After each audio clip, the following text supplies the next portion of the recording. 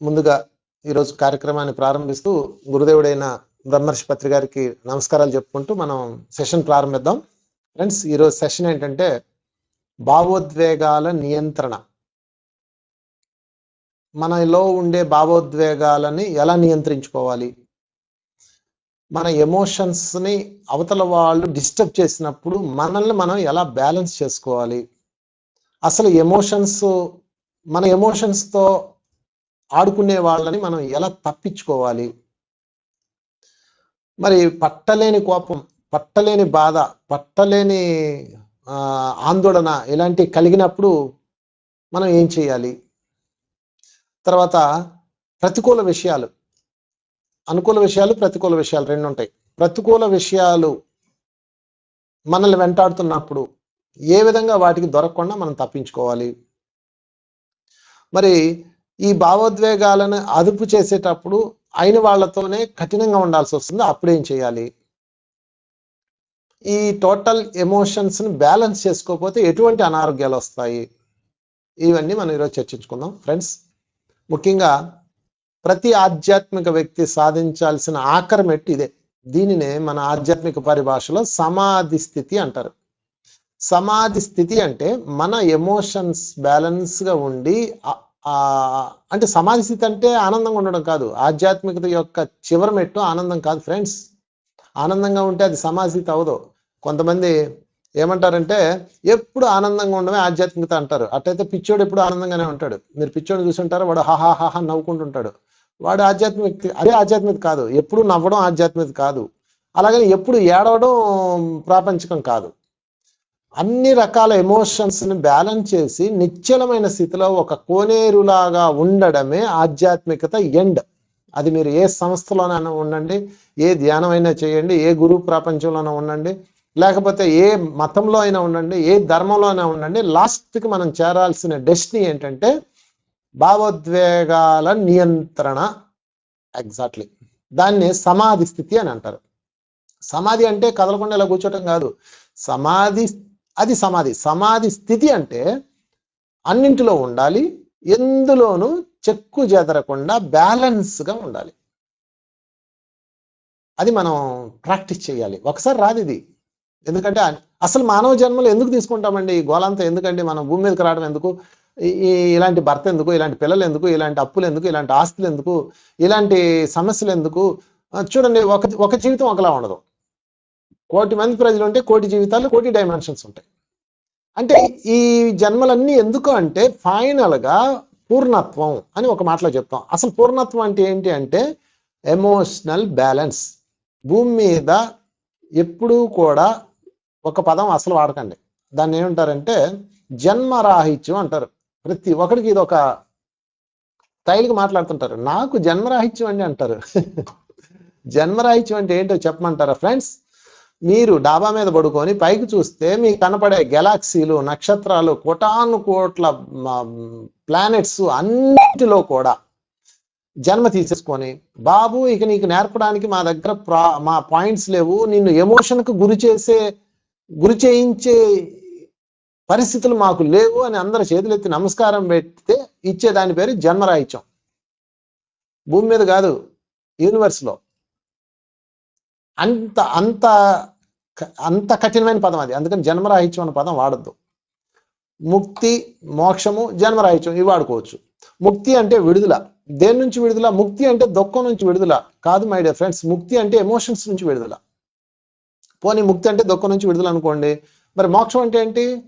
మోక్షం అంటే భూమి మీద ఎటువంటి విపత్కర పరిస్థితుల్లో, ఎటువంటి సపత్కర పరిస్థితుల్లో, అంటే మంచి జరిగినప్పుడు, చెడు జరిగినప్పుడు నువ్వు నీ ఎమోషన్స్లో, నీ భావోద్వేగాలలో బ్యాలెన్స్గా ఉండగలిగితే నీకు మోక్షం. అది భూమి మీద నుంచి మళ్ళీ వేరే ప్లానెట్కి పంపిస్తారు. అక్కడ ఇంతకన్నా పెద్ద తరగతి ఉంటుంది. అక్కడ ఇంతకన్నా నిన్ను ఎక్కువగా డిస్టర్బ్ చేసే మనుషులు ఉంటారు.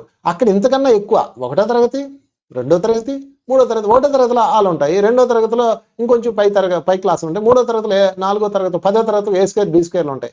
చూసారంటే జన్మ దాటే కొందికి మన యొక్క చైతన్య వికాసాన్ని బట్టి ఇస్తారు. అంతేగాని ప్రతి ఓడికి ఇది ఒక ప్యాషన్, నాకు మోక్షం, నాకు మోక్షం, నాకు మోక్షం. పోతే చస్తారు మోక్షం వస్తే. మీరు వెళ్ళి 1వ తరగతి పిల్లోడు వెళ్ళి 10వ తరగతిలో కూర్చుంటానంటే ఏమవుద్ది? పిచ్చి ఎక్కుతుంది. అందుకని సహజంగా వెళ్ళాలి. 1వ తరగతి ఎమోషన్స్ పూర్తి చేసుకొని 1వ తలంలో, 2వ తలంలో ఎమోషన్స్ పూర్తి చేసుకొని, 3వ తలంలో ఎమోషన్స్ పూర్తి చేసుకొని, 4వ తలంలో ఎమోషన్స్ పూర్తి చేసుకొని, 5వ తలంలో ఎమోషన్స్లోకి వెళ్ళాలి. అంటే ఇప్పుడు మనం భూమి తలంలో అది 5వ తలంలోకి వచ్చేసాం కాబట్టి పోనీ మన కింది తలాల నుంచి మనం ప్రమోట్ అయ్యాం. ఇలా కాకుండా నాకు నెక్స్ట్ జన్మే నేను 10వ తలంలోకి వెళ్తాను అని కూర్చున్నారు అనుకోండి, పంపిస్తారు. కానీ మీరు అక్కడ చూసి తట్టుకోలేరు, అక్కడే చేస్తారు. ఇంకా అంత భయంకరంగా ఉండే పరిస్థితులు ఫ్రెండ్స్. కనుక భూలోకములో మీకు మోక్షం ఇవ్వాలి అంటే ఇది ఇచ్చేది కాదు, సాధించుకునేది. ప్రతి ఒక్క గురువు చాలా వరకు, అందరూ కాకపోవచ్చు, ఎక్కువ మంది నేను నా మోక్షం ఇస్తానంటారు. మోక్షం ఇచ్చేదా చెప్పండి? మోక్షం మీన్స్ భావోద్వేగాల నియంత్రణ వస్తే మోక్షం ఆటోమేటిక్ వచ్చేస్తుంది. అంతేగాని మోక్షం ఇచ్చేది కాదు, అది ఎవరు ఇచ్చేది కాదు. లేకపోతే పలానా కొంతమంది అయితే దానికి డబ్బుల రేటు కూడా పెట్టేశారు. ఇంత డబ్బు కడితే మా గురువుగారి దగ్గర మీకు మోక్షం, ఈ జాని ఇంక మోక్షం అయిపోయినట్టే అంట. నవ్వు వస్తుంది వీళ్ళందరినీ చూసి. ఇది అమాయకత్వమా, అజ్ఞానమా? సో ఓకే, వాళ్ళ బిజినెస్, వాళ్ళ పని వాళ్ళదే, వాళ్ళ మూమెంట్ వాళ్ళదే. మనం అర్థం చేసుకోవాలి. అందుకని మై డియర్ ఫ్రెండ్స్, ముందుగా మీ భావోద్వేగాలని మీ జీవితంలో నియంత్రిస్తున్నారా లేదా చెక్ చేసుకోండి. ఇది ఎవరికాడ పెట్టుకోవాల్సిన పరీక్ష. ఈ భావోద్వేగాలను నియంత్రించలేకపోతే మీరు ఆధ్యాత్మికంగా ఫెయిలు. మళ్ళీ తిరిగి జన్మ తీసుకోవాలి. సింపుల్. 10వ తరగతిలో 6 సబ్జెక్ట్స్ ఉంటాయి. 6 సబ్జెక్ట్స్లో ఏ ఒక్క సబ్జెక్ట్ ఫెయిల్ అయినా ఇంటర్మీడియట్కి వెళ్ళలేరు కదా. అలాగా భూలోకంలో మీకు ఇవ్వబడ్డ మీ ఎమోషన్ని డిస్టర్బ్ చేసే మనుషులని మీరు నియంత్రించగలిగితే, గుర్తుపెట్టుకోండి, మనుషుల్ని కాదు, ఆ మనుషుల దగ్గర మీ భావోద్వేగాలను నియంత్రించగలిగితే మీరు ఆ సబ్జెక్ట్ పాస్ అయినట్టే. ఫర్ ఎగ్జాంపుల్, ఒక స్త్రీ ఉంది, తను చనిపోయి పైకి వెళ్ళిన తర్వాత లెక్క చూస్తారు. ఎవరెవరిని నియంత్రించావు, ఎవరెవరితో కలిగిన భావోద్వేగాలని. మనుషులు నియంత్రించగలిగావు అంటే నీ ఎమోషన్స్ని ఇతరుల దగ్గర ఎలాగా బ్యాలెన్స్ చేయగలిగావు? కొడుకు దగ్గర బాగా చేసావు, భర్త దగ్గర అద్భుతంగా చేశావు, మరి మీ మామగారి దగ్గర అద్భుతంగా చేశావు, మీ ఆడపడుచుల దగ్గర అద్భుతంగా, మీ అత్తగారి దగ్గర ఏంటమ్మా నీ ఎమోషన్స్ బాగా బ్లాస్ట్ అయిపోయినాయి, అయ్యో ఈ సబ్జెక్ట్ ఫెయిల్ అమ్మా, మళ్ళీ ఇలా అని చెప్పేసి మళ్ళీ ఆమెనిచ్చి ఈసారి ఇంకొంచెం డోసు పెంచి పంపిస్తారు. చూసారా అంత ప్రమాదం. అందుకని భావోద్వేగాల నియంత్రణ రాకపోతే మీరు మళ్ళీ తిరిగి జన్మించాలి మై డియర్ ఫ్రెండ్స్. ఇది ముఖ్యమైన సూత్రం. ఈ గోలంతా ఎందుకు ఆత్మహత్య చేసుకున్నాం అంటారా? వెరీ గుడ్, కింది తలాలకు పంపిస్తారు. అది కూడా ఉంది, కింది తలాలకు పంపిస్తారు. అంటే ఈ భూలోకంలోనే నువ్వు నియంత్రణ చేసుకోలేని వాడివి, పై తలాలకు ఏం వెళ్తావు ఆయన, కిందకి పో అని కింది తలాలకు పంపిస్తారు. అక్కడ కొన్నాళ్ళు భావోద్వేగ నియంత్రణ చేసుకొని కింద పడి మీద పడి మళ్ళీ పైకి రావాల్సి ఉంటుంది. ఫైనల్ గా మీరు మీ యొక్క భావోద్వేగాలని, అంటే మీ ఎమోషన్స్ లో మీరు ఇంటెలిజెంట్ అయితేనే మోక్షము. ఈ విషయం గుర్తుపెట్టుకోవాలి. ఒక సన్యాసి కథ చెప్తా. ఒక సన్యాసి భార్య పిల్లలందరిని వదిలేసి అడవిలోకి వెళ్ళిపోయి, కొండ మీదకి వెళ్ళిపోయి బాగా తపస్సు చేసుకున్నాడు. తపస్సు చేసుకొని తన భావోద్వేగాలన్నీ నియంత్రణలోకి వచ్చేసినాయి. కామం నియంత్రణ, క్రోధం నియంత్రణ, లోభం నియంత్రణ, మోహం నియంత్రణ, మదం నియంత్రణ, మాత్సల్యం నియంత్రణ, భయం నియంత్రణ, ఆందోళన నియంత్రణ, బీభత్సం నియంత్రణ, దిగులు నియంత్రణ, అభద్రతాభావం నియంత్రణ, మొత్తం నియంత్రణ అయిపోయినాయి. ఆశ నియంత్రణ, మోహం నియంత్రణ, అన్ని నియంత్రణ అయిపోయినాయి. పర్ఫెక్ట్ అయాం అనుకున్నాడు. ఎందుకంటే 15 సంవత్సరాలు తపస్సు చేశాడు. 1 రోజు 2 రోజులు 15 సంవత్సరాలు ధ్యానం చేశాడు. ఓకే, కుటీరంలో ఒక్కడే కొండపైన కట్టుకొని ఎవరో ఊరు ప్రజలు వచ్చి ఏదో అన్నం పెట్టేవాడు, పాలు ఇచ్చేవాడు, తాగేవాడు, ధ్యానం, నిశ్చంతగా ధ్యానం. ఓకే, ఒకరోజు ఆ ఊరు కిందన, కొండ కిందన, అంటే ఆ ఊరు కొండ కిందన ఒక చిన్న గ్రామం ఉంటుంది. ఆ గ్రామంలో ఒక పండగ జరుగుతుంది. ఆ పండగకి అంటే టెంపుల్లో ఉత్సవాలు జరుగుతున్నాయి. వాళ్ళు వచ్చి, అయ్యా స్వామీజీ గారు, ఈరోజు మా గ్రామంలో ఉత్సవాలు జరుగుతున్నాయి, మా దేవాలయం యానివర్సరీ, మీరు జస్ట్ వచ్చి ఒక్కసారి మీరు అడుగు పెట్టాలండి, మీ యొక్క గొప్ప సందేశం మా ప్రజలకి ఇవ్వండి అని చెప్పారు. చెప్పగానే ఆయన ఏం చేశారంటే, దాన్నే ఉంది, వస్తానులే అన్నాడు. ఆలోచించాడు, ఇప్పుడు నేను ప్రజల మధ్యకి వెళ్ళడం వల్ల నాకేమన్నా ప్రాబ్లమ్మా అని ఆలోచించి ఓకే, 15 సంవత్సరాలు సుదీర్ఘంగా గడిచిపోయింది, ఈ మధ్య కామం లేదు, ఈ మధ్య క్రోధం లేదు, ఈలో మధ్య ఏమి లేవు, ఐఎమ్ పర్ఫెక్ట్, ఓకే వెళ్ళొచ్చు అనుకుని వెళ్ళాడు. వెళ్ళిన తర్వాత చక్కగా ఆయన పిలిచారు, దండలేశారు, స్టేజ్ మీద కూర్చోబెట్టారు, ఆయన భగవంతుడిలాగా పూజించారు, పాద దండాలు పెట్టారు, అన్ని చేశారు. ఆయన చాలా సంతోషపడ్డాడు. అబ్బా నేను సాధించాను జీవితంలో అనుకున్నాడు. అంతా అయిపోయింది. అంతా అయిపోయిన తర్వాత కిందకు వచ్చాడు. కిందకు వచ్చిన తర్వాత పైగా ప్రజలందరూ పిలుపునిచ్చాడు, మీరు కూడా ఏకాంతంలోకి వెళ్ళి 15 సంవత్సరాలు ధ్యానం చేయండి, ఇవన్నీ విడిచిపెట్టేయండి, ఈ భావబంధాలు తుచ్చమైనవి, భార్య తుచ్చమైనది, పిల్లలు తుచ్చమైన వాళ్ళు, ఆస్తులు తుచ్చమైనవి, సాధన చేసుకోండి, భగవంతుడిలో మోక్షం పొందండి అని చెప్పి చక్కగా చెప్పాడు. ఎందుకంటే ఆయన చేశాడు కదా. సరే, కింద దిగాడు. చాలా సంవత్సరాలు అయింది, అలా ఊర్లో తిరిగి వస్తానని చెప్పేసి ఊరికి బయలుదేరాడు. అంటే తిరణాల్లో తిరుగుతున్నాడు, తిరణాలు అంటారు కదా, తిరుగుతుంటే స్టేజ్ మీద అంటే స్వామీజీ దూరంగా అంటారు, దర్శనం చేసుకుంటారు, దండం పెడతారు, అంటుకోవడానికి భయపడతారు. ఈయన తిరణాల్లోకి వచ్చాడు కదా, తిరణాల్లో ఎవడన్నా చూస్తాడా స్వామీజీని? చూడలేదు కదా. పైగా ఈయనని ముందున ఒకడు పిల్లగాడు, ఒక ఇంటర్మీడియట్ స్థాయి పిల్లగాడు, ఒక యువకుడు డాన్సులు వేస్తూ ఈయన ఒక తొక్కుతాడు. తొక్కగానే ఈయనకి కస్సుమని కోపం లేస్తుంది. అంతే, ఆ పిల్లోడిని ఒక్క తోపు తోస్తాడు. తోపు దగ్గర ఆ పిల్లోడు ఊరుకుంటాడు, ఎవడరా నువ్వు అని గడ్డం పట్టుకొని ఆ చంప కొడతాడు. కొట్టగానే ఈయనకి ఎక్కడలేని ఇగో, ఎక్కడలేని కోపం భస్మం చిందించేలాగా రయ్యమని వచ్చి అల్పుడా, నీచుడా, నికృష్టుడా, నేను ఎవరో తెలుసా, నేను పలానా స్వామీజీని అంటాడు.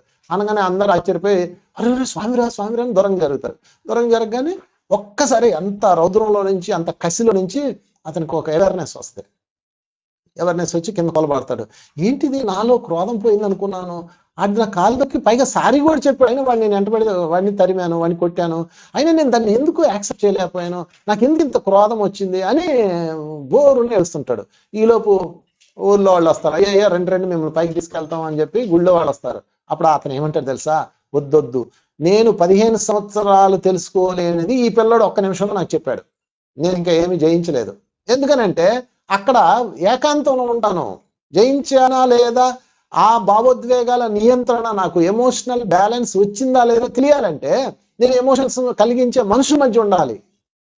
ఇది నేను మిస్ అయ్యాను, ఇప్పుడు నాకు అసలైన సత్యం బోధపడింది అని చెప్పేసి ఇంటి దారి పడతాడు. ఇంటి దగ్గర వాళ్ళ రెడీగా ఉంటుంది, చీపురు కట్ట పట్టుకొని, వాళ్ళ అబ్బాయి రెడీగా ఉంటాడు డబ్బుల కోసం, ఇంకా అన్నీ మీకు తెలిసిందే కదా, రోజు మనం పడుతున్నాం కదా.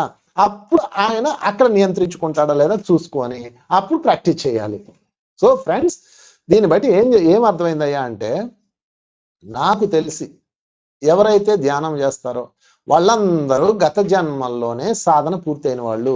అందుకే ఇటు చెప్పగానే ఇటు ధ్యానం చేసి శాఖారులు ఎవరైతే అయ్యారో, ఎవరైతే ఇటు చెప్పగానే జస్ట్ టీవీలో చూసి ధ్యానం చేసి శాఖారులు అయిపోయారు అంటే, వీళ్ళందరూ ఎవరైతే చెప్పగానే ధ్యానం చేస్తూ వెంటనే శాఖారులు అయ్యారో, ఈ 2 రూల్స్ ఓకే, ఆ దైవత్వం వైపు కనెక్ట్ అయిపోయారో, ఆ యూనివర్స్కి కనెక్ట్ అయిపోయారు, వాళ్ళందరూ కూడా గత జన్మలో అద్భుతమైన సాధకులు. మై డియర్ ఫ్రెండ్స్, ఈ సన్యాసులే.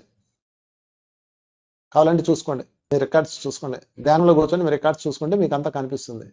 అయితే మరి ఎందుకు మళ్ళా వచ్చాము అంటే, మనం పైకి వెళ్ళిన తర్వాత, బాబు అద్భుతంగా ధ్యానం చేసావు, అద్భుతంగా సాధనలు వేసావు, అబ్బో నీ సాధన అసలు పతాక స్థాయికి వెళ్ళిపోయింది కనుక మరి ఇదంతా మోక్షం ఇవ్వండి అంటాం, అప్లికేషన్ పెడతాం, మోక్షం ప్లీజ్ అని.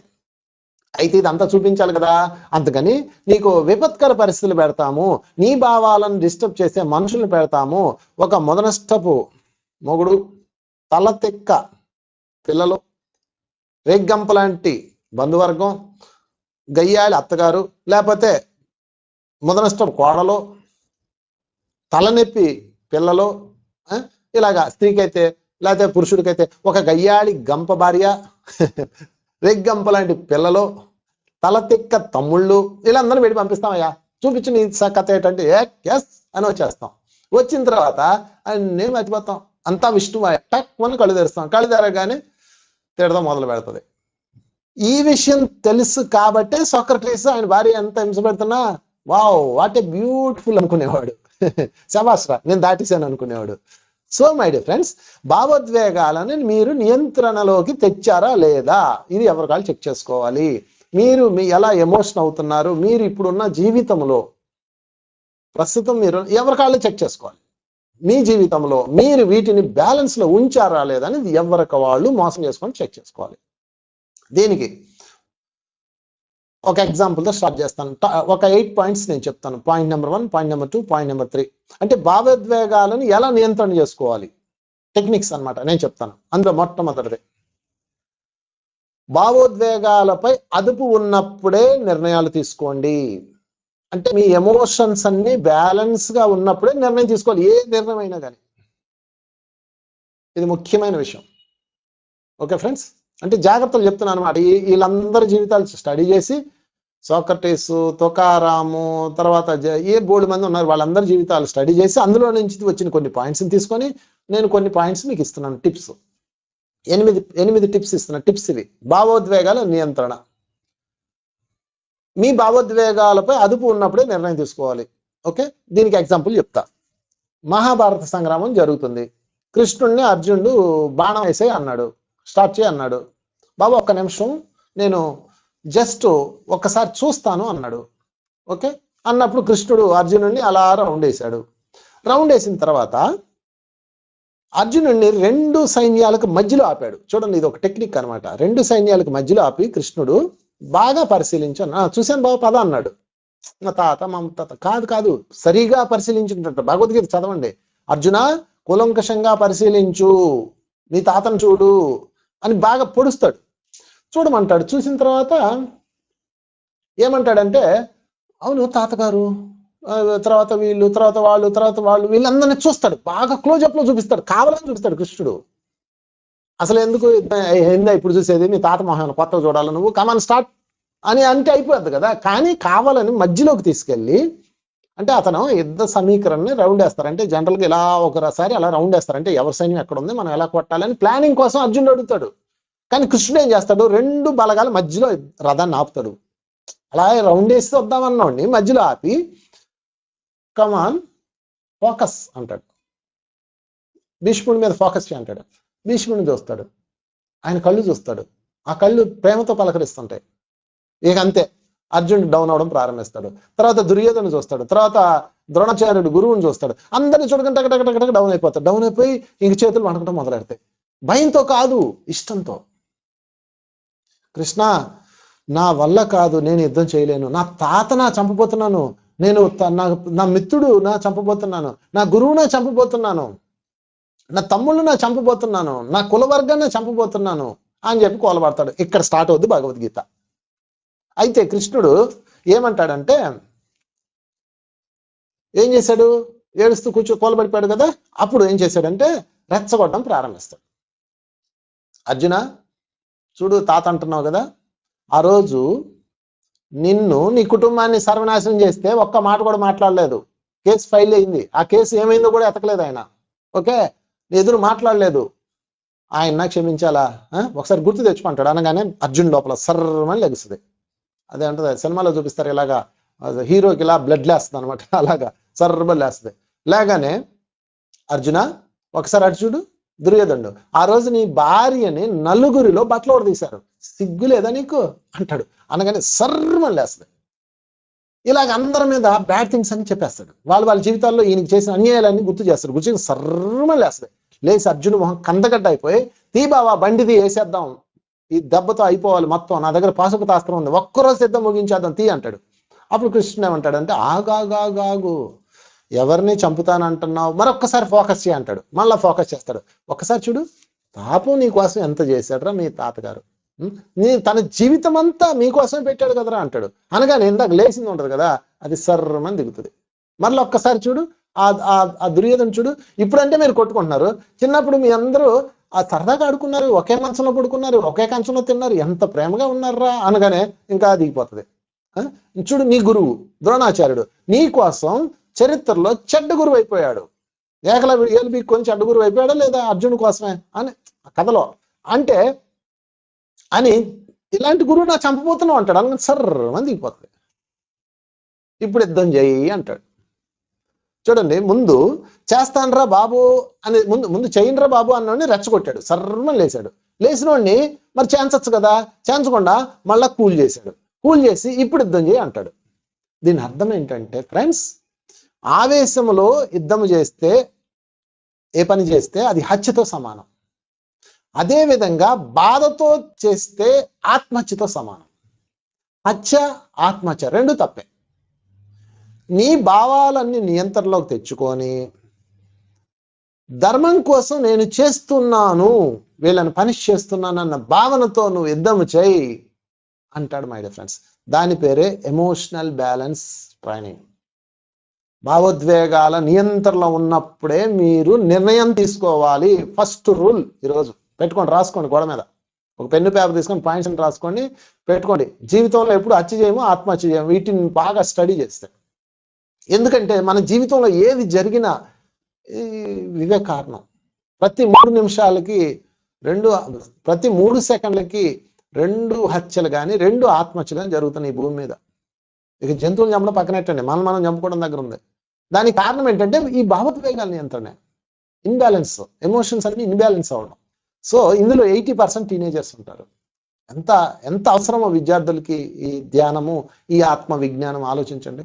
కనుక మొదటిది భావోద్వేగాలపై అదుపు ఉన్నప్పుడే నిర్ణయం తీసుకోవాలి. ఓకే, ఇక రెండో పాయింట్లోకి వెళ్దాం. ప్రతికూల విషయాలు వదిలి అనుకూల విషయాలు తీసుకోవాలి. మీకు ప్రతికూలం అనుకూలం అనే పదం వస్తుంటుంది ప్రతి చోట. ప్రతికూలం అంటే వ్యతిరేకమైనవి, మీకు నచ్చనివి.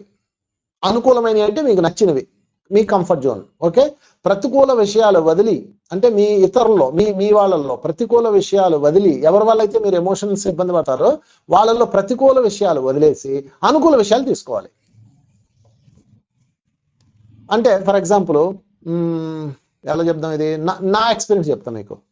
ఒకసారి ఒక సంస్థ వాళ్ళు స్టేజ్ మీద ప్రోగ్రామ్ నన్ను ఇన్వైట్ చేశారు. నేను సద్గురు స్పిరిచువల్ మూవ్మెంట్ వ్యవస్థాపకును అని నాకు ఒక చిన్న సైజు తోక ఉంది కదా, అందుకని నన్ను పిలిచారు. మన బ్యానర్ మీద ఆయన ఇన్వైట్ చేశారు. వెళ్ళాం హాయిగా. నా సంస్థ తరపున నేను స్టేజ్ ఎక్కాను. ఇంకో సంస్థ ద్వారా ఇంకోటి అలా 20 సంస్థలను పిలిచారు. అయితే ముందు సీట్లన్నీ ఫిల్ అవడంతో మమ్మల్ని వెనక్ సీట్లో కూర్చోబెట్టారు. బ్యాక్ రోల్ 2 రోల్స్ ఉన్నాయి. మొత్తం 20 మంది సంస్థ సభ్యుల్ని సన్మానిస్తున్నారు, అందులో నేను ఒకడిని. సో వాళ్ళు ఏం చేశారు, ముందు 10 మంది పిలిచారు, 10 సీట్లు ఫిల్ అయిపోయినాయి. తర్వాత వచ్చిన వాళ్ళని వెనక సీట్లో మొదలు పెట్టారు. నేను కూర్చున్నాను, నా పక్కన ఇంకొక ఆయన కూర్చున్నాడు, ఇంకొక సంస్థ అతను వచ్చి, ఏంటండి అన్యాయం, మనల్ని చూడండి వెనక సీట్లో కూర్చోబెట్టారు అన్నాడు. నేను అన్నాను, వెళ్ళిపోవడం రైట్ అండి, దిగి వెళ్ళిపోవడం రైట్ అండి అన్నాడు. నేను అన్నాను, ఒరే బాబు, వీడు నన్ను ఎడ కూర్చోబెట్టమే నాకు ఎక్కువ అన్నాను. వాడు నాకు ఆ మాత్రం గౌరవించి స్టేజ్ ఎక్కించాడు కదా, అది సంతోషమే కదా. అంటే ఇక్కడ ప్రతికూలం ఉంది, అనుకూలం ఉంది. అటు చూస్తే ప్రతికూలం, ఇటు చూస్తే అనుకూలం. అట్లా చూడొచ్చు, ఇట్లా చూడొచ్చు. సృష్టిలో ఎప్పుడు 2 డైమెన్షన్లు ఉంటాయి, ప్రతికూలం అనుకూలం, పాజిటివ్ నెగిటివ్. నేను నా ప్రతికూలం చూడలేదు, నా అనుకూలం చూస్తున్నా. ఇన్ని లక్షల మంది జనంలో నన్ను గుర్తించి నా పేరేసి నన్ను పిలిచాడా లేదా? దెన్ నేను అడిగి థ్యాంక్స్ చెప్పుకుని వెనక సీట్లు అయితే, ముందు సీట్లు అయితే, ఇవాళ బాగా మాట్లాడితే ముందు సీట్లో కూర్చోబెడతాడు, లేకపోతే మైండ్ వ్యక్తంగానే పెట్టుకుంటాడు తర్వాత కథ. కనుక మై డియర్ ఫ్రెండ్స్, ఇతరుల ప్రతికూల విషయాలు వదిలి, ఇతరుల్లో అంటే మీకు జరిగిన ఇన్సిడెంట్స్ లో ప్రతికూల విషయాలు అంటే నెగిటివ్స్ వదిలేసి పాజిటివ్సే తీసుకోండి. దానికి ఎగ్జాంపుల్ రాజహంస పాలు నీళ్లు కలిపి వస్తే అది పాలన్నీ జుర్రుకొని నీళ్లు లేస్తుంది, అంతేగాని ఒక్క రోజు కూడా ఒక్కడి తిట్టదో, ఎవడరా పాలు నీళ్లు కలిపారని. పాలు నీళ్లు వేరు చేయడం దానికి వచ్చు కాబట్టి. అదేవిధంగా చీమ, సరే రాజహంస మనం చూసామా పెట్టామా పక్కన పెడదాం, చీమను తీసుకుందాం. మట్టి ఇసుక కలిపి మోపోయండి, ఆ చీమ ఏం తెచ్చుకుంటుంది? మై డియర్ ఫ్రెండ్స్ ఆలోచించండి. ఎతికి అందులో ఉన్న పంచదార గుళికి పట్టుకెళ్తుందే కానీ ఎవడరా ఇసుకలో పంచదార కలిపారు అని చెప్పి తగు పెట్టుకొని తన ఎమోషన్స్ అన్ని కోల్పోయి మళ్ళీ ఇంటికి వెళ్ళి తన పెళ్ళాం చీమను కొరికి, మళ్ళీ అది వెళ్ళి దాని పిల్ల చీమను కొరికి మళ్ళీ అవన్నీ కొట్టుకొని వస్తాయా? ఆలోచించండి. కనుక 2 ఉంటాయి ఇక్కడ. సృష్టి నువ్వు అనుకున్నట్టు ఉండదు, ఎవరు నువ్వు అనుకున్నట్లు ఉండరు, బట్ 2 ఉంటాయి ఇక్కడ, ప్రతికూలం అనుకూలం. ఇష్టమైంది, ఇష్టం లేనిది. ఇష్టం లేని వదిలేవయ్యా, ఎందుకు నువ్వు దానికి చూస్తున్నావు? ఇష్టమైనది తీసుకోవయ్యా, బోల్డ్ ఉన్నాయి ఇక్కడ. సో ఇది 2వ పాయింట్, ప్రతికూల విషయాలు వదిలి అనుకూల విషయాలు తీసుకోవాలి. The second point. ఇక 3వ పాయింట్లోకి వెళ్ళిపోదాం. మీరు ఇష్టపడే విషయాలు ఇతరులు గుర్తించి గౌరవించండి. 3వ పాయింట్ ఇది. మీరు ఇష్టపడే విషయాలు ఇతరులు గుర్తించి గౌరవించండి. అప్పుడేమవుతుందంటే, ఇతరులు మీన్స్ నేను ఇక్కడ ఊరందరినీ చెప్పట్లేదు, అట్లీస్ట్ మీ చుట్టూతా మీ ఎమోషన్స్ ప్రతిరోజు డిస్టర్బ్ చేసే మనుషుల్ని చెప్తున్నాను. ఓకే, ఫర్ ఎగ్జాంపుల్ మీ ఇంట్లో మీ భర్త ఉన్నాడు, లేకపోతే మీ ఎవరో ఇంపార్టెంట్ వ్యక్తి ఉన్నారు, వాళ్ళు మిమ్మల్ని డిస్టర్బ్ చేస్తున్నారు. అంటే మీ ఎమోషన్స్ పట్టించుకోరు, వాళ్ళు నచ్చినట్టు వాళ్ళు ఉంటుంటారు. మనం అనుకుంటే అసలు కొంచెం కూడా అర్థం చేసుకోరని మీరు ఎనర్జీ లాస్ చేసుకుంటుంటారు. అలాంటప్పుడు ఏం చేయాలంటే, వాళ్ళల్లో మీకు మిమ్మల్ని చికాకు పెట్టే వాళ్ళు చికాకు పెట్టేవాళ్ళు, ఓకే, వాళ్ళతో అంటే మీకు ఇష్టమైన విషయాలు వాళ్ళలో ఉంటాయి, కొన్ని విషయాలు అది గుర్తించి గౌరవించండి. అది అలవాటు చేసుకుంటే మై డియర్ ఫ్రెండ్స్ మీలో ఒక పాజిటివ్ వైబ్రేషన్ తయారైపోతుంది. అంటే ప్రతి ఒక్కరిలో మీకు ఇష్టమైన కొన్ని ఉంటాయి క్వాలిటీస్, 100% బ్యాడ్ క్వాలిటీస్ ఉండరు, 100% గుడ్ క్వాలిటీస్ ఉండవు. శ్రీరామచంద్రుడిలోనే బ్యాడ్ క్వాలిటీస్ చూపించారా లేదా? ఎన్నో బ్యాడ్ క్వాలిటీస్ చూపిస్తారు. మనం చూసే కోణాన్ని బట్టి. రావణాసుడిని మనం బ్యాడ్ గై అంటాం, అదే రావణాసుడిని లంకెళ్ళండి వాట్ ఏ గుడ్ గై అంటారు. ఎందుకంటే అక్కడ వాళ్ళందరికీ అంత భోగాలు ఇచ్చాడు, కంఫర్ట్ ఇచ్చాడు, బ్రహ్మాండమైన బంగారంతో రోడ్లు వేయించాడు. చూసారా? అంటే దృష్టిలో లోపం ఉంటుందే తప్ప సృష్టిలో లోపం ఉండదు. దాన్ని సరి చేసుకోవాలి. అందుకని ఎప్పుడు కూడా ఇష్టమైన విషయాలని ఇతరుల్లో గుర్తించండి. మీకు ఇష్టమైన విషయాలు కొన్ని ఉంటాయి, హైటో లేకపోతే అందమో లేకపోతే చదువో లేకపోతే సంస్కారమో గుణమో ఏదో ఒకటి ఉంటుంది, బట్ బ్యాడ్స్ ఉంటాయి. అవి వదిలేసి వాటిని అభినందించడం ప్రారంభించండి. అప్పుడు మీ చైతన్యం యాక్టివ్ అయిపోయి ఎమోషన్ బ్యాలెన్స్ పర్ఫెక్ట్ అయిపోతుంది. ఎందుకంటే మీరు ఎప్పుడు వాటినే చూస్తుంటారు కాబట్టి. ఓకే, ఫర్ ఎగ్జాంపుల్ కృష్ణుడు అర్జునుడు తీసుకుందాం. అర్జునుడు ఏకలవ్యుడు. అర్జునుడు ఆయన గురువు ద్రోణాచార్యుడు విలువిద్య నేర్పిస్తాడు. విలువిద్య నేర్పించినప్పుడు అది స్పెషల్ విద్య అనమాట. అదేంటంటే శబ్దాన్ని విని బాణం వేయాల. ఓకే, శబ్ద భేద విద్య, శబ్దాన్ని విని లక్ష్యం ఛేదించాల. దాన్ని అర్జునుడు ప్రాక్టీస్ చేస్తూ ఉంటాడు డే అండ్ నైట్. రాదు. ఒకరోజు వాళ్ళ కుక్క అరుస్తుంటే దాని నోట్లో బాణాలు గుచ్చుకుంటాయి వచ్చి. అప్పుడు ఇదేంట్రా శబ్దం విని ఎవడో బాణం వేశాడరా అంటే ఎవడో భలే ప్రాక్టీస్ చేశాడని చెప్పి ఎత్తుక్కుంటూ వెళ్తాడు అర్జునుడు. ఎత్తుక్కుంటూ వెళ్తే అక్కడ ఏకలవ్యుడు కనపడతాడు. ఏకలవ్యుడు ప్రాక్టీస్ చేస్తాడు. అయ్యా నీ గురువు ఎవరు అంటే అదిగో ద్రోణాచార్యుడు అంటాడు. ద్రోణాచార్యుడు అతనే ఎలాగా నువ్వు ఎప్పుడు మా స్కూల్లో చూడలేదు అంటాడు. ఆయన నాకు నేర్పనన్నాడు, అందుకని ఆయన బొమ్మ పెట్టుకొని నేను ధ్యానంలో కూర్చొని అన్ని టెక్నిక్స్ అన్ని నేర్చుకొని రోజు మీకు చెప్తున్నప్పుడు చెబితే విని ఇక్కడ వచ్చి ప్రాక్టీస్ చేస్తున్నాను అని అసలు విషయం చెప్తాడు. అర్జునుడు స్టన్ అయిపోతాడు. వెంటనే గురువుగారి దగ్గరకు వచ్చి, గురువుగారు రోజు మీరు మాకు ఎదురు కూర్చొని బాణాలు పెట్టి అడ్జస్ట్మెంట్లు చేసి మాకు ఇంత ట్రైనింగ్ ఇస్తే మాకు వచ్చి చావట్లా. ఈ ఏకలవ్యుడు ఏం కాకుండా నేర్చేసుకున్నాడండి. మీరు చదువుతుంటే చాట్ నుంచి విని పైనుంచి విని ఏదో మొత్తం మీద నేర్చుకొని ప్రాక్టీస్ చేసి ఈ రోజు చూడండి ఎలా చేశాడు, అద్భుతం గురువుగారు ఇలాంటి వాడు అని అర్జునుడు ఏకలవ్యుడిని అభినందిస్తాడు. చాలా కథల్లో ఏముంటదంటే ఏకలవ్యుడికి నేర్పేశాడు గురువుగారు అని ఏడ్చాడు, అందుకని నేను వెళ్ళి ఏలు బిగించాడని కథ ఉంది. కాదు, వాళ్ళు ఎవరు అంత చీప్ క్యారెక్టర్స్ కాదు. అర్జునుడు చీప్ క్యారెక్టర్ కాదు, ద్రోణాచార్యుడు చీప్ క్యారెక్టర్ కాదు. మరి ఎందుకు ఏలు కట్ చేయించాడంటే ఏకలవ్యుడు అస్త్రాలు పట్టకూడదు, ఎవడు పడతాడు అస్త్రాలు పట్టకూడదు. ఏకలవ్యుడు చేయాల్సిన డ్యూటీస్ వేరే ఉంటాయి. ఆ రోజుల్లో వర్గాలు అలా ఉంటాయి అనమాట. ఇప్పుడే మీరు పోలీసు వాళ్ళ దగ్గరికి వెళ్ళి నాకు కూడా గన్ను ఇవ్వండి అంటే ఇస్తారా మీకు? పోనీ తీసుకోండి, ఎరగొట్టరా అలాగనమాట. అందుకని ఏకలవ్యుడు తర్వాత నీకు చెప్పాను కదా చెయ్యొద్దని, అయినా నువ్వు చేసావు కనుక నాకు గురుదక్షిణ కింద ఏలు ఇచ్చే అంటాడు. అంటే అతను విద్యను ఆపడం కోసం. ఓకే సరే, అది వేరే స్టోరీ. ఇక్కడ అర్జునుడు తనకు రాని విద్యని ఏకలవ్యుడిలో చూసి ఎంతో అభినందిస్తాడు. అందుకే అతను కృష్ణుడు స్నేహితుడయ్యాడు. ఊరికి అయిపోతాడా చెప్పండి? ఆ క్వాలిటీ ఉంది అతనిలో. అందుకని మీరు ఇష్టపడే విషయాలు ఇతరుల్లో ఉన్నాయి గుర్తించాలి, మీరు అభినందించండి. అది ఎంత మీలో ఎమోషన్ బ్యాలెన్స్ చేసేస్తే తెలుసా మై ఫ్రెండ్స్. ఇక అది ఒక ఆరలా తయారైపోతుంది. ఓకే, తర్వాత 3వ పాయింట్లోకి వెళ్ళిపోదాం. మిమ్మల్ని చికాకు పెట్టే వాళ్ళలో వాళ్ళలో అంటే ఎవరో చికాకు పెడుతుంటారు కదా, మీ ఫ్యామిలీ మెంబర్స్ అవ్వచ్చు ఎవరొకరు. ఇలా చికాకు పెట్టే వాళ్ళల్లో గతంలో ఉన్న అనుబంధాన్ని గుర్తు తెచ్చుకోండి. అంటే సింపుల్గా చెప్పాలంటే మీ భర్త కానీ మీ భార్య కానీ లేకపోతే మీ అత్తగారు కానీ ఓకే వాళ్ళు చికాకు పెడుతుంటారు కదా, మీ ఆడపడుచు కానీ వాళ్ళు మీకు మీ గతంలో ఏదో ఒకటి ప్లస్ చేసి ఉంటారు కదా, ఒకటన్నా చేసి ఉంటారు కదా, కొంచెమన్నా మీకోసం కష్టపడి ఉంటారు కదా, ఏదో ఒకటి చేసి ఉండొచ్చు కదా, లేకుండా అయితే ఉండదు. దానిని గుర్తు తెచ్చుకోండి. అప్పుడు మీకు ఇక్కడ వీళ్ళ మీద ఉన్న చికాకు మాయమైపోద్ది. వాళ్ళ పట్ల మీకు తెలియని కృతజ్ఞత వస్తుంది. వాళ్ళు చేసిన ఈ చికాకుని ఈ తప్పుల్ని మీరు పట్టించుకోరు. చూసారా? అంటే మీ ఎమోషన్స్ ఆ తప్పుల్ని ఏరడం మానేస్తుంది. నిజానికి మనకి 2 మైండ్స్ ఉంటాయి, లాజికల్ మైండ్, ఎమోషన్ మైండ్. ఈ లాజికల్ మైండ్ ఏం చేస్తుందంటే ఎప్పుడు పరిశీలన చేస్తుంది, ఎమోషన్ మైండ్ ఏమవుతుందంటే ఉధృతం అవుతుంటాయి. ఈ రెండింటిని బ్యాలెన్స్ చేసే బాధ్యత మనది. కనుక ఫ్రెండ్స్, మిమ్మల్ని చికాకు పెట్టే వారిలో గతంలో ఉన్న అనుబంధాలు ఏమిటి చస్తాయి, వాటిని గుర్తు తెచ్చుకోండి. అందుకే ఎప్పుడు మీతో వాళ్ళతో ఉన్న స్వీట్ థింగ్ షేర్ చేసుకోవాలి. ఒక అక్క చెల్లి ఉన్నారు, అక్క చెల్లి చికాకు పెడుతుంటది, అక్క చెల్లిని లేకపోతే చెల్లి అక్కని. అప్పుడు వీళ్ళు ఏం చేయాలంటే తన గతంలో తన కోసం సాక్రిఫైస్ చేసిన విషయాలు ఏదో ఒకటి ఉంటాయి కదా, తన గతంలో మీ ఇద్దరు సంతోషమైన క్షణాలు ఉంటాయి కదా, వాటిని గుర్తు తెచ్చుకోవాలి. గుర్తు తెచ్చుకోగానే ఏదో లేబ్బా దాని బొంద అదేదో సప్రెషన్లో ఉంది, ఫ్రస్ట్రేషన్లో ఉందని మీరు సరిపెట్టుకుంటారు. ఎంత బ్యాలెన్స్ అయిపోద్దో తెలుసా అండి ఎమోషను. ఈ చిన్నది లేక ప్రపంచ యుద్ధాలు జరిగిపోతున్నాయి. ఇక 4th వన్, దీనికి ఒక ఎగ్జాంపుల్ కూడా చెప్పుకుందాం. మిమ్మల్ని చికాకు పెట్టేవారిలో సత్యభామ తీసుకుందాం. సత్యభామ కృష్ణుడు ఒక తన్ను దంతది. ఓకే, తన్నగానే కృష్ణుడు కాలు దూకుంటాడు, ఆమె ముద్దులు పెడతాడు, వస్తాడు, అది వేరే విషయం. ఓకే, ఆయన భక్తుడు ఉంటాడు. సుధాముడు అడుగుతాడు, కృష్ణ నేను తట్టుకోలేకపోతున్నాను, ఆమె నేను తన్నడం ఏంటి, మేమందరం దేవుళ్ళ భావిస్తాం నిన్ను, అసలు దేవుడు సాక్షాత్ పరమాత్ముడు తన్నింది అంటే, అరే నా కోసం తన కుటుంబాన్ని వదిలేసింది, నా కోసం తన జీవితాన్ని ఇచ్చింది, నా కోసం తన ప్రేమనిస్తుంది, నా కోసం తన శరీరాన్ని ఇస్తుంది, నా కోసం బిడ్డలు కంటుంది, తాను ముక్కలు చేసుకుంటుంది, తంతే ఏంట్రా అంటాడు. చూసారా ఫ్రెండ్స్? అంటే ఆ చికాకు పెట్టిందా లేదా? సత్యభామ చికాకు పెట్టింది. ఆ చికాకుని ఎలాగానే ఎక్స్క్యూజ్ చేయగలిగాడంటే అందులో ఉన్న గతంలో ఉన్న అంతకుముందు చేసిన అద్భుతాలు గుర్తు తెచ్చుకుంటాడు. నరకాసుడి సమయంలో ఎంత హెల్ప్ చేసింది నాకు. మీరు అలా చేయాలి. మనం అలా చేస్తే ఇంకా ఆ చికాకు మాయమైపోతుంది, వాళ్ళ మీద మాయమైపోయి వాళ్ళు బొందలే అనుకుంటాం. సింపుల్గా, ఎంత సింపుల్గా మీ భావోద్వేగం నియంత్రణ అవుతుందంటే అంత సింపుల్గా. ఇది ఒక టెక్నిక్.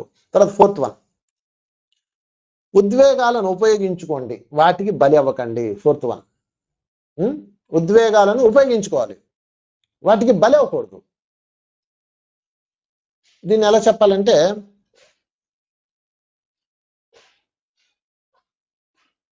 కృష్ణుడు మాయసభకి వెళ్ళాడు, సంధి రాయబారానికి వెళ్ళాడు.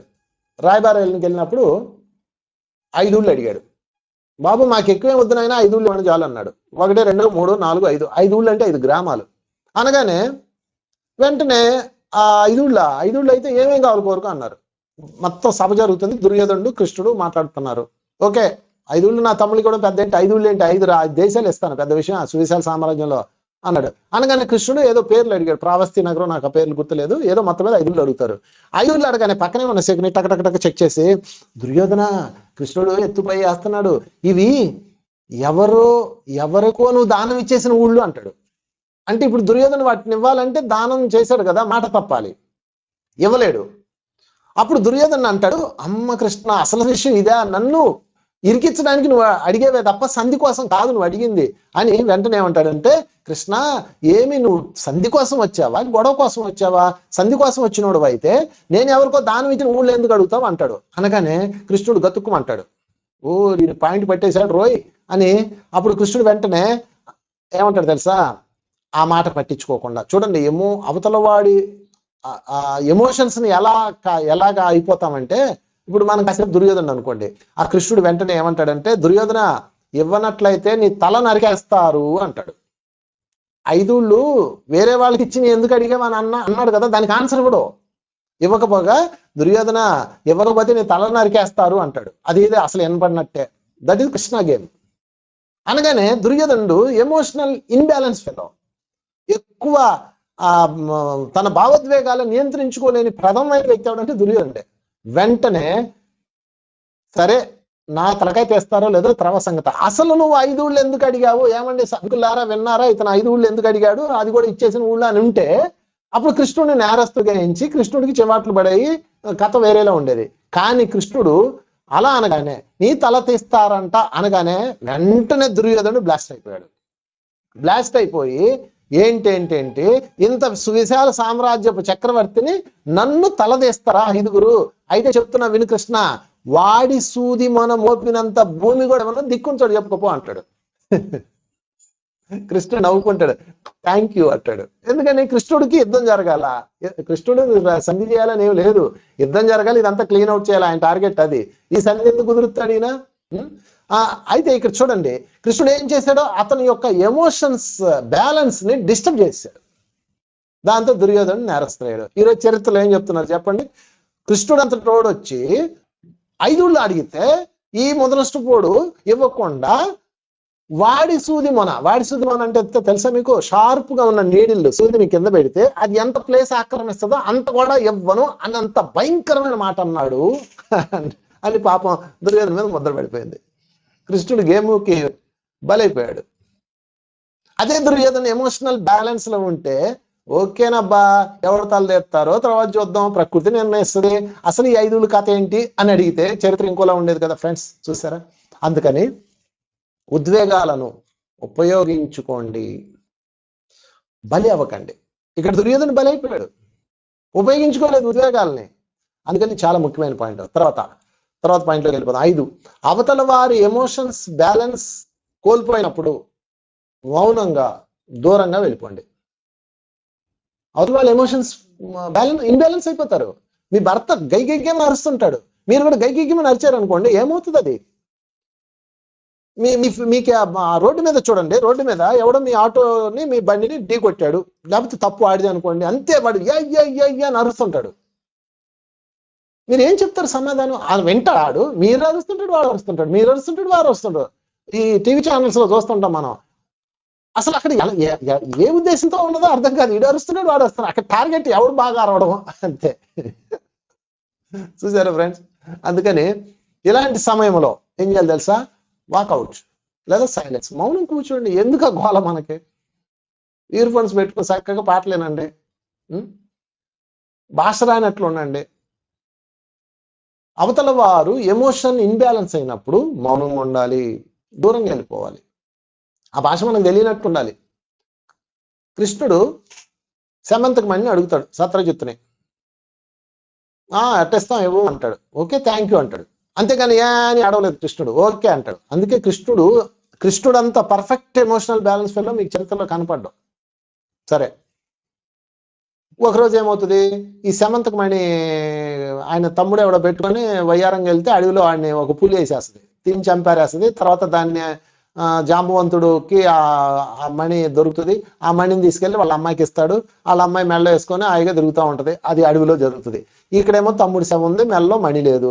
అప్పుడు ఆ సత్రజిత్ ఏం చేస్తాడంటే కృష్ణుడి దగ్గరికి వెళ్ళి, నువ్వే దుర్మార్గా నా మణి ఇవ్వనని చెప్పేసి నా తమ్ముడినే చంపేస్తావా అని చెప్పి డామ్ డుమ్ డుమ్ డుమ్ డస్ డస్ డస్ అని తిడతాడు. కృష్ణుడు తలుచుకుంటా నేసేయచ్చు, కానీ ఏం చెప్తాడు వాడికి? వాడు ఎమోషన్స్ ఇన్బ్యాలెన్స్ అయిపోయినాడు. తమ్ముడు చచ్చిపోయిన కోపంలో ఉన్నాడు, వాడితో మాట్లాడు, మౌనంగా ఉంటాడు. మౌనం. అక్కడ నుంచి నేను సైలెంట్గా వెళ్ళిపోతాడు, బండాబూతులు తిడతాడు. అప్పుడు కృష్ణుడు ఏం చేస్తాడంటే, సరే నా మీద ముద్రపడింది కదా, దాన్ని నిరూపించుకుందాం అని చెప్పేసి అప్పుడు వెళ్ళి ఎతికితే సమంతకు మణి ఆ జాంబవతి భక్తుడి దగ్గర ఉంటుంది. అప్పుడు ఆయన 4 పీకి దాన్ని తీసుకొస్తాడు. అతనికి జ్ఞానోదయం అయిపోయి వాళ్ళ అమ్మాయిని ఇచ్చి పెళ్లి చేస్తాడు. అది కథ. అది స్టోరీ. అప్పుడు సత్రజిత్ దగ్గరికి వెళ్ళి, బాబు ఇదిగో నాయన నీ మణి, పలానవాడు మీ తమ్ముడు పులివాత పడి చనిపోయాడు అని అసలు స్టోరీ చెప్తాడు. ఇది స్టోరీ. మన వినాయకుడు రథ కథలో ఇది ఉంటది. సో ఫైనల్గా ఇందులో ఏం నేర్చుకున్నామంటే, అతను సత్రజిత్తు తన మీద ఎందులో వేసాడు, రాళ్ళు వేసాడు. కృష్ణుడు ఏం చేశాడు? అక్కడ మౌనంగా ఉన్నాడు. ఎందుకంటే నిజం నిలకడ మీద తెలుస్తుంది. ఏం నిరూపిస్తాం మీరు చెప్పండి? What is the use? అరిచేవాడికి ఏమి నిరూపిస్తాం, కరిచేవాడికి ఏమి నిరూపిస్తాం? కనుక బ్యాలెన్స్ గా ఉండాలి. ఇది 5th పాయింట్. ఇక లాస్ట్ 3 పాయింట్స్లోకి వెళ్ళిపోదాం. మీరు ఆనందంగా అద్భుతంగా ఉంటే మీ ద్వారా ఇతరులని మీ భావోద్వేగాల లోపలికి రానివ్వదు. ఇది ఒక గొప్ప టెక్నిక్. అంటే మీరు ఎప్పుడు ఆనందంగా అద్భుతంగా పాటలతో ఆటలతో చిన్నపిల్లలా ఉంటే అవతల వాళ్ళ భావోద్వేగాలు మీ ఆరా దాటి రావు లోపలికి. అది విచిత్రం. ఇది నేను మా అబ్బాయి దగ్గరే నేర్చుకున్నా. మా అబ్బాయి చిన్నోడు, వాడు ఒక 12 సంవత్సరాల పిల్లోడు, పోనీ 10 సంవత్సరాలు అప్పటి నుంచే చూస్తున్నానండి. వాడు టీవీ చూస్తూ ఉంటాడు, ట్యాబ్ చూస్తూ ఉంటాడు. వాళ్ళ అమ్మ ఎన్నిసార్లు చెప్పాలరా గై గై గై గై గై గై అని అరుస్తుంది. వాళ్ళ అమ్మమ్మ గై గై గై అని అరుస్తుంది. నేను కూడా గై గై గై అని అరుస్తా. వాడు కులాసాగా లేస్తాడు. నాకు ఆశ్చర్యం వేస్తుంది. నేను ఆయన అడిగాను, ఎరా నీకు కొంచెమన్నా భయం ఉండదా, కోపం ఉండదా అంటే ఇలా చూస్తాడు. పిల్లలందరికీ ఇది అద్భుతమైన ఆర్ట్.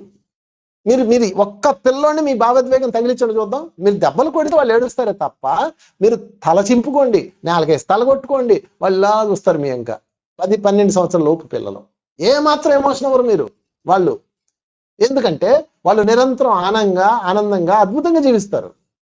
అందుకని మీ భావోద్వేగాలు ఏవి మీ పిల్లలను తగలవు. మీరు ఊరేసుకొని చచ్చిన మీ పిల్లలు ఏడవరు, నేను గ్యారెంటీ ఇస్తే, కావాలంటే చూడండి. కాకపోతే సాయంత్రం భోజనం ఎవరు పెడతారని ఏడిస్తే ఏడ్చి ఉండొచ్చు, లేదా భయం వేస్తే ఏడ్చి ఉండొచ్చేమో, కానీ మన భావోద్వేగాలు ఏవి వాళ్ళని తాకో, మీ ఎమోషన్స్ ఏవి తాకో. చిచ్చి నేను అది ఏడుస్తున్నా, నా కొడుకు పట్టించుకోలేదని ముక్కు చేస్తుంటది తల్లి. వాడికేం పట్టే, వాడు ఇలా చూస్తాడు సింపుల్గా. పిచ్చి తల్లులు పిచ్చి తండ్రులు పెద్దోళ్ళు పిల్లల్ని భావోద్వేగాలని తగిలించలేవు, తగల వాళ్ళకి. ఎందుకంటే వాళ్ళు ఎప్పుడు నిరంతరం వాళ్ళ ఆనంద ప్రపంచంలో ఉంటారు. అలాగ మనం ఉండాలి. అలాగుండాలంటే మీ ఇతరుల భావోద్వేగాలు తాకకుండాలని నిరంతర ఆనందం, నిరంతర సాధన, నిరంతర చైతన్యం, ఆ ఈశ్వరుడితో కనెక్టివిటీ, ఆ పరంధాముడితో అనుసంధానం. సీతాదేవి ఫర్ ఎగ్జాంపుల్ సీతాదేవిని తీసుకుందాం. సీతాదేవి ఏం చేసింది?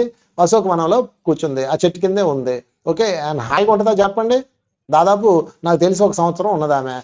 ఎండ, వాన, చలి, దోమలు, భయంకరమైన స్థితి, ఇవన్నీ పక్కన పెడితే రావణాసుడు నిరంతరం సీతాదేవిని మైండ్ డిస్టర్బ్ చేయడానికి ఒక టీంని పెట్టాడు.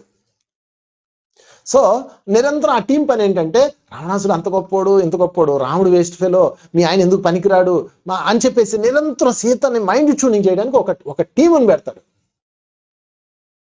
ఆ టీం పని ఏంటంటే ఆ సీతను ఎమోషనల్ బ్లాక్మెయిల్ చేయడమే. ఇంకా ఆఖరిగా ఎంతగా వెళ్ళిపోద్ది అంటే ఆమె ఎక్కడా కూడా తొణకదు, బెణకదు, ఎప్పుడు నిరంతర ఆనందంలో ఉంటుంది. రావణాసుడి యొక్క మాటలు కానీ, రావణాసుడి యొక్క చైతన్యం కానీ మన ఆరాన్ని కూడా టచ్ చేయవు. ఎందుకంటే ఆమెకి ఈ ప్రపంచం లేదు. ఆమె ఇప్పుడు తన ఆనందంలో తను ఉంటుంది, తన లోకంలో తను ఉంటుంది. రాముడితో గడిచిన 14 సంవత్సరాల వనవాసం తాలూకా సౌందర్యం అంటుంటది. ఈడొచ్చి కీ అంటే ఏం ప్రయోజనం? ఎక్కదు అది లోపలికి. మీరు ఎప్పుడైతే కుయ్యి అన్నారో ఆడు కీ అంటే ఎక్కుద్ది. అందుకని మీరు అనుకుంటుంటే అవతల వాడు మీ ఆర దాటి రాలేరు వాళ్ళు. అవతల వాళ్ళ యొక్క ఎమోషన్స్ మిమ్మల్ని చేరిని అంటే మై డియర్ ఫ్రెండ్స్, మనమే ఆహ్వానించాము.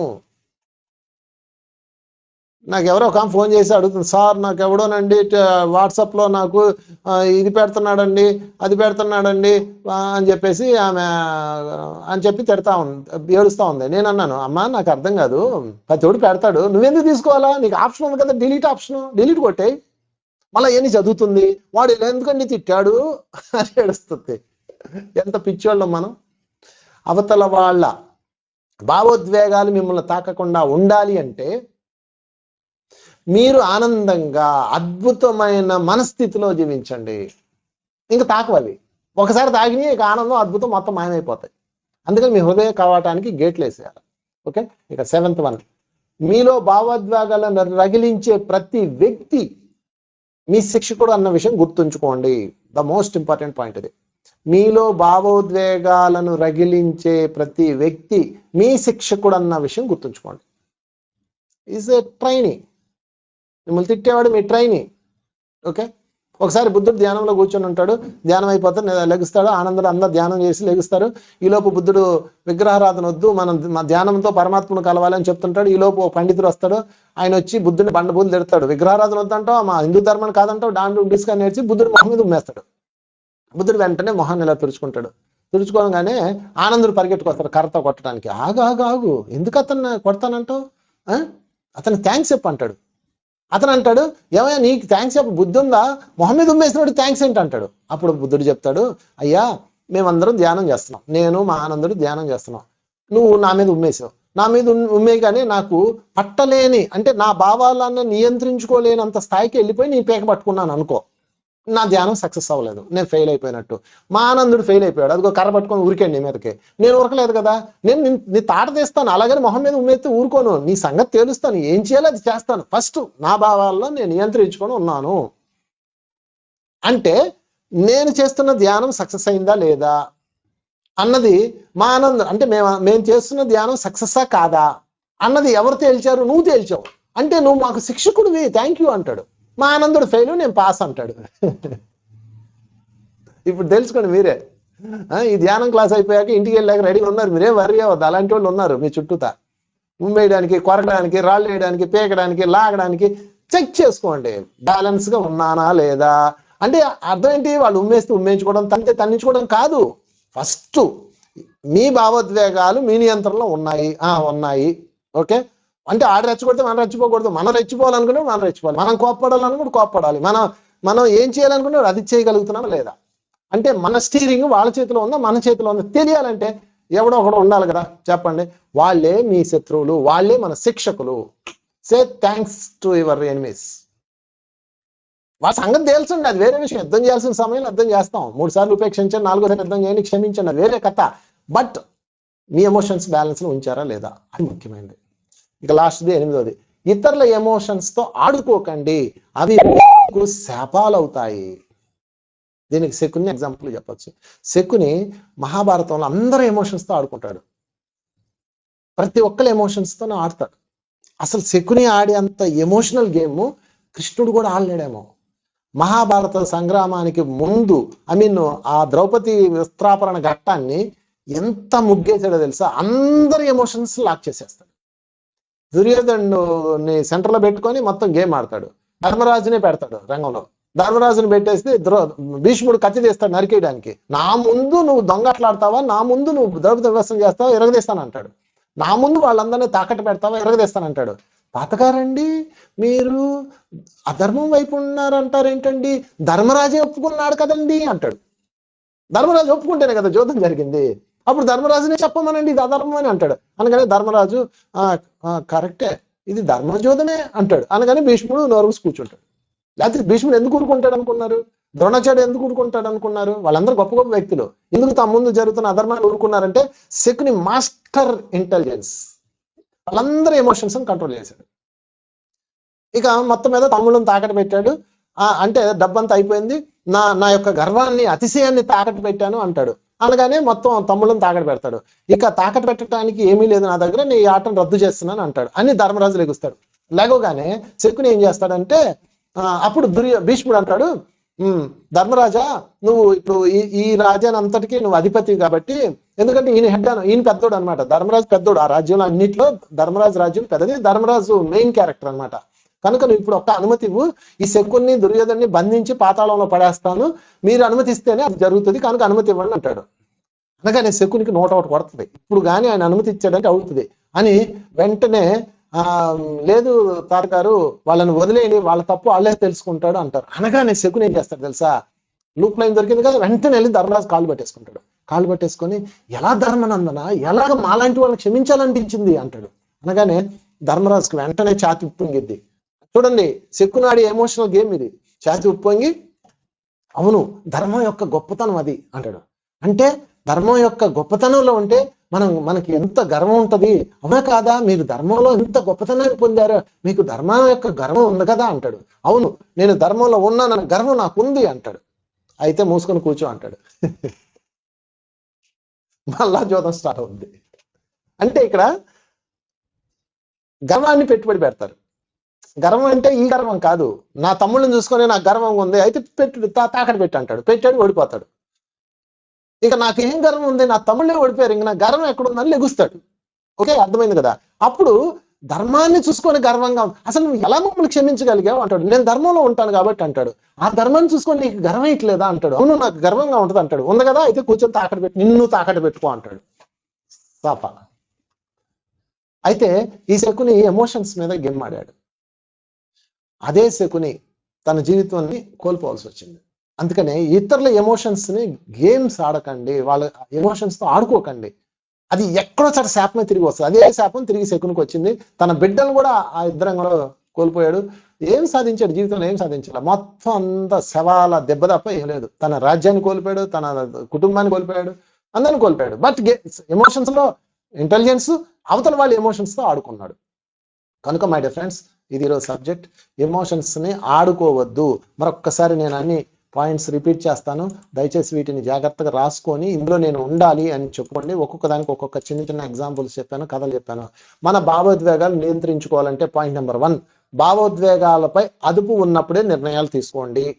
ఓకే, ఎమోషన్స్ లో, కోపంలో, టెన్షన్లో ఉన్నప్పుడు నిర్ణయాలు తీసుకోకండి. ఏదైనా కొనే విషయంలో కూడా, ఆస్తులు కానీ లేకపోతే ఇంకోటి కానీ. 2, ప్రతికూల విషయాలు వదిలి అనుకూల విషయాలే తీసుకోండి. అంటే పాజిటివ్స్ మాత్రమే తీసుకోండి, నెగిటివ్స్ వదిలేయండి. 3, మీరు ఇష్టపడే విషయాలు ఇతరులకు గుర్తించి అభినందించండి. 4, మిమ్మల్ని చికాకు పెట్టే వారిలో ఉన్న గతంలో మీకున్న అనుబంధాన్ని గుర్తు తెచ్చుకుంటూ ఉండండి. ఆ తర్వాత ఉద్వేగాలను ఉపయోగించుకోండి, కానీ వాటికి బలి అవ్వకండి. తర్వాత అవతల వారు ఎమోషన్ బ్యాలెన్స్ కోల్పోయినప్పుడు మౌనంగా నిష్క్రమించండి, దూరం పాటించండి.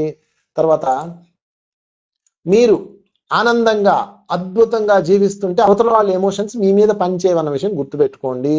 తర్వాత 7, మీ భావోద్వేగాలను రగిలించే వ్యక్తి మీకు శిక్షకుడని గుర్తుంచుకోండి, వాళ్ళని క్షమించేయండి. 8, ఇతరుల ఎమోషన్స్ తో ఆడుకోకండి, అవి మీకు శాపాలు అవుతాయి. ఇది ఈరోజు ఎమోషన్ బ్యాలెన్స్ చేసుకునే techniques. Thank you very much.